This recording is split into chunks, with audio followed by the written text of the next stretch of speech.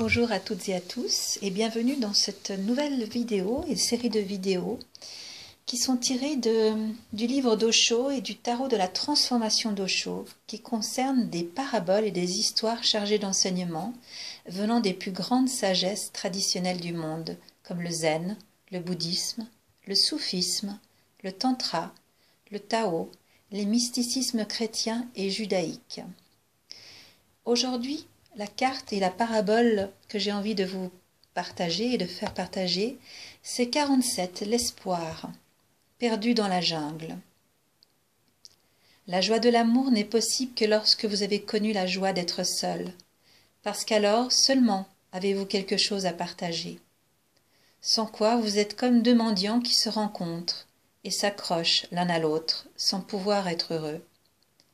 Ils se rendent mutuellement malheureux parce que chacun espère, et espère en vain, que l'autre personne le comblera. Mais l'autre se dit la même chose. Ils ne peuvent se combler l'un et l'autre, et tous deux sont aveugles et ne peuvent pas s'entraider. J'ai entendu parler d'un chasseur qui s'était perdu dans la jungle.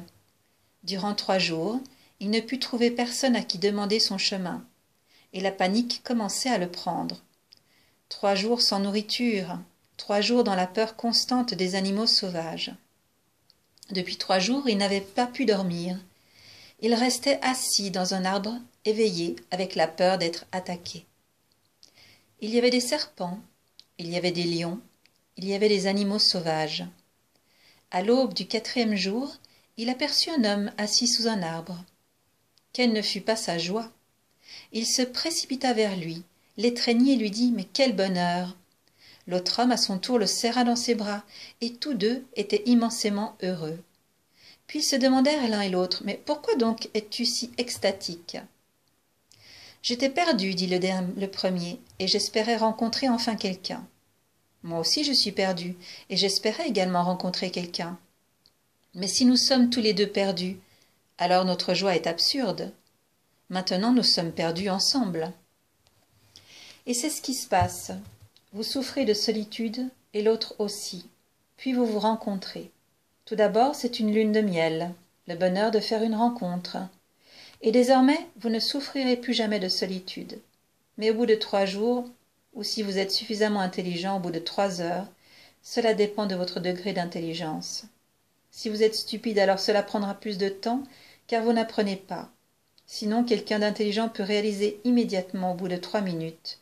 Mais qu'essayons-nous de faire? Ça ne marchera jamais. L'autre souffre autant de solitude que moi. Et si nous nous mettons à vivre ensemble, 2 solitudes ensemble, 2 blessures ensemble ne peuvent pas s'aider mutuellement à guérir. Nous faisons partie les uns des autres. Aucun homme n'est une île. Nous appartenons à un continent invisible et infini. Notre existence est sans limite. Mais ces expériences n'arrivent qu'aux êtres réalisés, qui sont dans un amour si profond envers eux-mêmes qu'ils peuvent fermer les yeux, être seuls et parfaitement heureux. Et ce en quoi consiste la méditation. Être en méditation signifie être dans l'extase de sa propre solitude. Mais lorsque vous devenez extatique dans votre solitude, rapidement, l'extase devient telle que vous ne pouvez plus la contenir. Elle commence à vous submerger et quand elle déborde de vous, elle devient amour. La méditation permet à l'amour d'éclore et ceux qui n'ont pas connu la méditation ne connaîtront jamais l'amour. Ils peuvent prétendre qu'ils aiment, mais en fait, ils n'en sont pas capables. Ils ne font que prétendre, car ils n'ont rien à donner, ils ne sont pas submergés. L'amour est un partage, mais avant de pouvoir partager, vous devez l'avoir trouvé. Il faut commencer par la méditation. La méditation, c'est le centre, et l'amour est sa circonférence.